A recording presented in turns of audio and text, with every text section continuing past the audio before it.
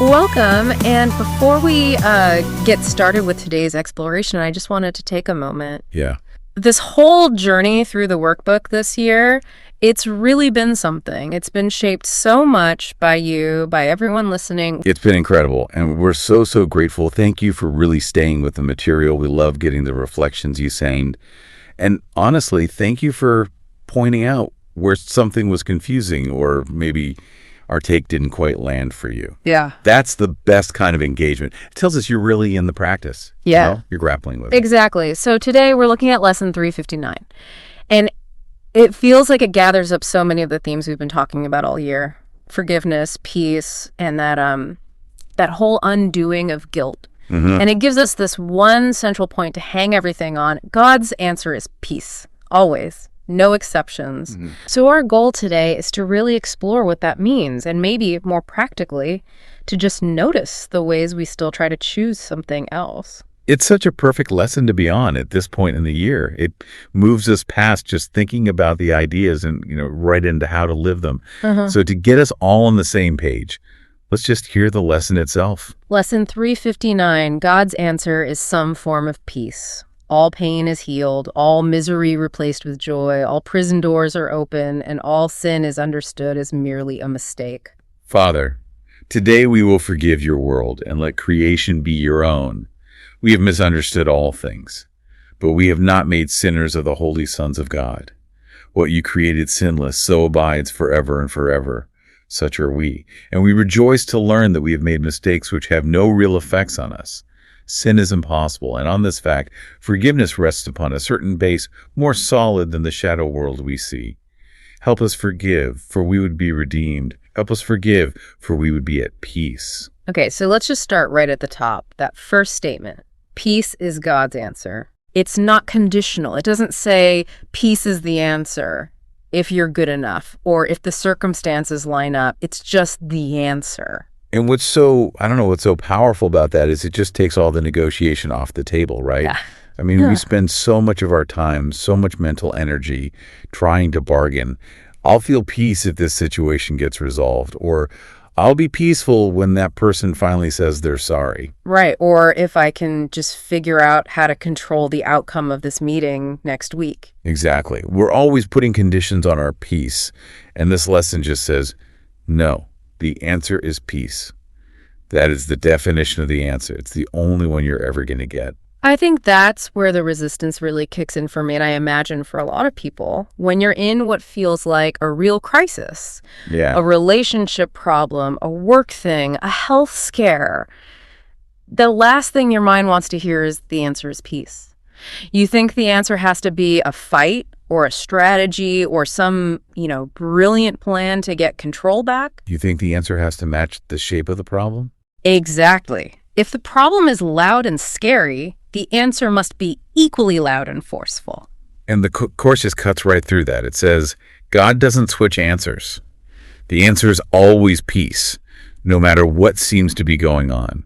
Yeah. That idea is, it's so freeing, but it also asks a lot of us, doesn't it? It does. It means that if I'm feeling anything other than peace, worry, anger, blame, it's not because God is silent. Right. It's because I am actively choosing a different answer. I'm substituting my preferred answer, which is usually some form of drama or control, for the one that's already been given. So my lack of peace is just evidence that I'm looking in the wrong place for the solution. You're looking for a solution in a specific form that you think will fix your fear, instead of accepting the content of peace itself. Okay, and this connects directly back to what we've been working on all year in those what am I sections. It has to. The only reason peace can be the only answer is because of what we are. The workbook has been telling us over and over that what we are has not changed and can't be damaged by anything here. If what we are could actually be damaged, if a job loss or a betrayal or a mistake could actually change our true nature, then a defensive fight would make sense. Peace would have to wait. You'd have to fix the damage first. You'd have to repair the identity that got broken. But the Course says our identity can't be broken. It's whole. It's sinless. So since nothing real was ever actually threatened, the only sane response to any situation is peace. That's it. Lesson 359 just lays that out so clearly. Lesson 359 shows that because of what we are, God's answer in every situation have to be peace. And the practice then is just noticing. Noticing when I deny that peace, because in that moment, I'm basically saying this worldly event is more real and more powerful than who I am. Which is a mistake. Right. Which brings us right to the next point. I find it so interesting how this lesson is structured. A lot of the earlier ones were focused on, describing our identity. You are light, you are holy. This one jumps right to the practical problem of receiving the answer. It does. It says, look, the ability to receive peace is tied directly to this one fact. Sin is impossible. That's the linchpin of the whole thing. The lesson says we rejoice to learn that we have made mistakes which have no real effects on us. And then that line in the prayer, sin is impossible, and on this fact forgiveness rests. It's saying that for forgiveness to even work, for it to be real, we have to start from that certainty. Because if sin is real, if we can really damage ourselves or someone else in a permanent way, then peace is off the table. It would be. Peace would be completely blocked. You'd made the mistake so real and so powerful that it demands a consequence. Okay, let's slow down here because this difference between sin and mistake is everything. It's the whole ballgame. In our usual way of thinking, sin implies something permanent, a stain, a true separation that alters who you are. And if that were real, then punishment would be the only logical answer. Retribution, a period of suffering to pay for the sin. Peace would actually feel irresponsible in that context, wouldn't it? Totally. It would feel like letting someone off the hook for something terrible. But the Course just removes that entire framework. It says, let's call it a mistake. And as soon as you use that word, the whole structure of justice and punishment it falls apart. Because you don't punish a mistake? You correct it. Think of a kid who's learning math. If they write 2 + 2 = 5, that's a mistake. Right. You don't send them to their room for the rest of their life. You just say, hey, let's look at this again. Here's the right way. You offer correction, guidance. So a mistake needs correction, not payback. And that's where the guilt comes from, right? The idea that payback is required. Exactly. If sin were real, punishment and lasting guilt would make sense. If it's only a mistake, what's needed is correction, not payback. The moment you define a harmful action as a mistake, you're also saying that the person who made it is still whole, still good. Their identity wasn't affected by the mistake. Right. So they don't have to earn their way back to goodness. They just need to be willing to see the correction, to see that the peace that was there all along is still there for them. I see this in little ways all the time. If I make a dumb mistake at work, that knot in my stomach, that feeling of dread, that's my own little self-punishment system kicking in. Mm-hmm. I feel like I deserve to feel stressed about it for a while. And it's only when I can step back and say, okay, that was just a mistake. It needs a practical fix, not an identity crisis, that the tension goes away. Yes. The idea of sin tries to tell us that the practical error was an identity crisis. And the willingness to just label it a mistake, that's the open door for peace to come back in. And the goal is to apply that same standard, that same gentleness to the mistakes we see in others, and ultimately to the one big mistake of believing we were ever separate from God in the first place. Which leads right into that next line from the lesson. We have misunderstood all things. Such a powerful line. Because now we're moving from the big metaphysical idea to the moment-to-moment practice of perception. The problem isn't the event. It's never the thing that happened. It's how I'm seeing it. It's the meaning I've assigned to it. We misunderstand the event when we decide it has the power to prove our guilt or our smallness. So all my pain is coming from my own interpretation. What hurts is what I decide it means about me, about you, or about the situation, not the thing that happened. Exactly. And I think this is the perfect place to talk about form and content, because it's so easy to get this part confused. Okay, good. Let's clarify that. When we say God's answer is peace, we're talking about a change in content, a shift in perception inside your mind. We're not talking about literal change in the form of the world. Right, because the ego is always demanding that the answer show up in a specific physical form. And the Course is just not focused on that. Its focus is 100% on the mind. Now, that's not to say we don't experience things that feel like personalized answers. You might hear a song on the radio or see a line in a book that feels like it was put there just for you. Mm-hmm. That happens. It does. But we have to be really clear that this is an interpretation happening at the level of the mind. The Course is not saying that the Holy Spirit is rearranging cars and books and radio waves for us. That's important because if we believe the Holy Spirit engineers specific events, like getting us a good parking spot, then we're right back to bargaining again, aren't we? Yeah, we're saying the answer has to look a certain way for it to count. So our focus has to stay on how the mind uses that experience of form, whatever it is, to shift from fear to love. That's the only thing we can be certain of, the change in content, the release of guilt, the return to peace. And so forgiveness then isn't about being generous to someone who wronged me. Not at all. It's simply the willingness to admit that the meaning I assigned to their action was wrong, that I misunderstood. And my guilt depends on believing my meaning was right, on believing that what they did or what I did had real, lasting effects on who I am. Forgiveness rests on the fact that nothing real was harmed, so peace is available now, not after enough fixing, apologizing, or effort. We don't have to earn it back. We just have to stop insisting that we lost it.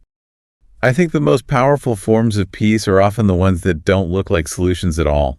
Like you're in the middle of this huge, complicated problem, and suddenly you just have this feeling of, it's okay not to have the answer right now. Yes, or your mind has been racing for hours, just spinning and spinning, and then for 10 seconds, it just goes completely quiet, unexpectedly. And that's where the ego jumps back in, the judging mind. Oh, immediately. That little moment of quiet happens, and the ego says, that's not enough. That doesn't solve the problem. That's just you avoiding it. Or it calls it weakness.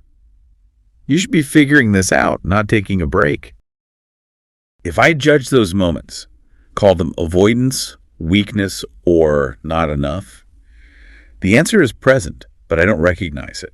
I've just rejected the very answer I was asking for because it didn't come in the dramatic form I wanted. The ego is still negotiating. It's saying, my problem is a size 10 problem, so I need a size 10 miracle, and you just gave me a size 2. Right. And the non-judgmental mind accepts the quiet. It recognizes those small forms of peace for what they are. They are the proof that nothing real was harmed. Those small forms of peace are the way God's answer is being given right now. They're not a prelude to the real answer. They are the answer. They are the answer. They're a gentle reminder that the truth about you is still true, even when the world of forms seems to be falling apart. We're looking for the thunderclap, and we miss the quiet invitation to just pause. And that's the whole practice, isn't it? Recognizing that the small pause is the miracle. It's accepting that the size of the problem was only ever in my own interpretation anyway. So at this point in the workbook, we get it intellectually. We know the concepts. So the practice isn't really about learning what peace is anymore. Yeah. It's about noticing where I'm still saying no to it. Where am I still resisting it? And this is a great moment for some honest self-reflection. We can just gently ask ourselves, where does peace seem easy? And where do I instantly choose something else? And the point isn't to grade ourselves. Right. No judgment. No judgment at all. It's just about bringing awareness to our choices. Yeah. To what we're substituting for peace. Because that awareness, that visibility is the correction. The second you see, oh, I chose to worry instead of accepting peace, the worry starts to lose its grip. You don't have to fight it. You just have to see it as a choice. So maybe we can walk through a few common areas where the mind does this, where it substitutes worry or blame for peace. Yeah. And for anyone listening, as you hear these questions, just see what comes up. If one situation or one person pops into your mind, that's enough. That's your practice for today. Okay. Let's start with the big one, the past. The lesson says, we have made mistakes which have no real effects on us. So if you think of one specific mistake from your past, something that still makes you cringe a little bit, are you willing to consider that the real effects of that event are gone? That the only thing keeping it alive is your choice to keep replaying it right now? That's a big ask. I notice my mind immediately goes to, but if I had just done this differently, then that wouldn't have happened. And there's the negotiation. You're trying to bargain for a different past. And the substituted answer is regret or shame. It feels like a punishment I'm supposed to carry around. Right. And choosing peace here just means accepting the mistake, but letting go of the need for the shame. Okay. Let's move to the opposite, the future. This is where worry lives. Constantly. So think about something coming up that's causing you stress, a conversation you have to have, a decision you need to make. The question is, are you willing to accept that God's answer of peace is available for you now? Not after you've figured it all out, but right this second, in the uncertainty. The substituted answer here is control, isn't it? Absolutely. The mind believes if I worry about this enough, I can somehow control the outcome. I can prepare for all the bad things that might happen. But all that does is make you miserable now. It does. Peace, in this case, means letting go of the illusion that your worry is productive. It's a willingness to be here, now, and let the future come without trying to manage it with your anxiety. Okay, what about other people? Specific relationships. This is often the hardest one. The lesson says, we have not made sinners of the holy sons of God. Right. So think of that one person who really pushes your buttons, the one who can shatter your peace in an instant. The practice is to ask, can I stop looking for the answer to be their change in behavior? Can I stop waiting for them to apologize or to finally see that I was right all along? Exactly. Because the substituted answer here is blame.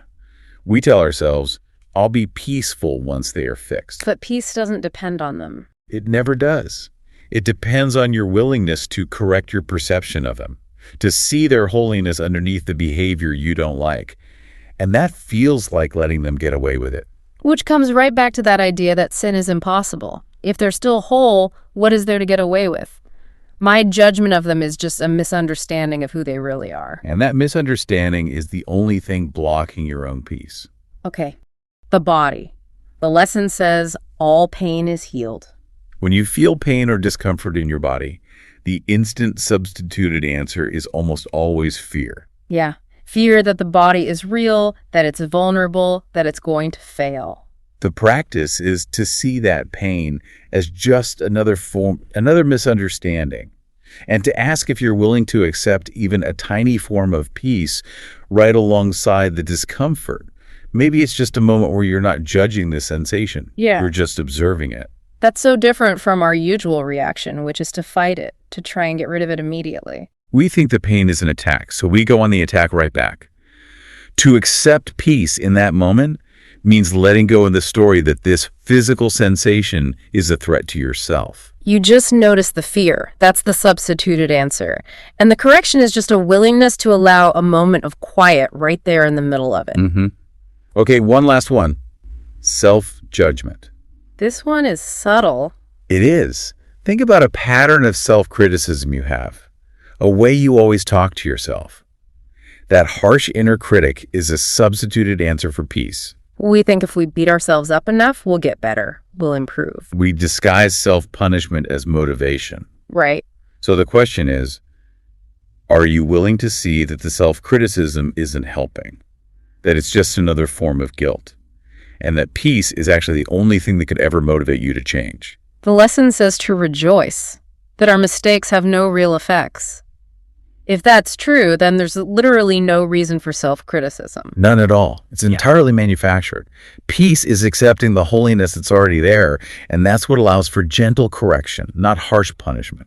Going through those areas is so helpful because it makes it so clear. It reveals the specific answers I'm choosing instead of peace. And you don't have to do anything about them. The seeing is the doing. The visibility is the practice the lesson is asking for. It just reminds me that God's answer is consistent. It's always peace. It's me who's inconsistent. It's me who keeps shopping for other answers. And that's okay. The practice is just to notice it and gently over and over choose again. Which takes time and attention and a real willingness to just stop. To step away from those lifelong habits of fear and judgment. And that willingness gets expressed in the smallest ways. The pause, the unsent email, the quiet breath. Those are the forms of peace, and they are the proofs that the answer has already been received. We've covered so much here, from the big idea that sin is just a mistake, to the practical relief that brings, and then down to the simple act of noticing these small moments of peace. And we anchored that really key point about form versus content. The practice is never about trying to manipulate the world outside. It is always about correcting the perception inside the mind. That is the only place peace can be experienced. That inner shift from fear to love, that's where the whole course is pointing. Mm-hmm. So to wrap up, Lesson 359 is this powerful, clear statement. God's answer is peace, period. And the questions we went through are just a way to help us see where we might still be choosing judgment or control or being right over being at peace. And that's all it is, just seeing it. That clears the way. And, we always want to be clear that we literally don't know how a specific form shows up in our lives, but we do know that our practice is focused entirely on the content in our minds. That's our only job. As we get closer to the end of the workbook, we've been thinking about what's next for this exploration. We're considering moving into a weekly look at the manual for teachers. Yeah. The manual has so much practical wisdom about how to actually apply these ideas in our relationships and in the world. I'm really looking forward to that possibility. So if that's something you'd be interested in, exploring the manual in this kind of conversational way, please let us know. We want to keep this format and, keep sharing insights and stories about the courses with you. We really just want to thank you for practicing with us this year, for being so engaged with this material. It's meant the world to us. It truly has. We'll leave you with today's reminder. It's the whole lesson in one sentence. Peace is the answer already given, and I am willing to let go of guilt and receive it now.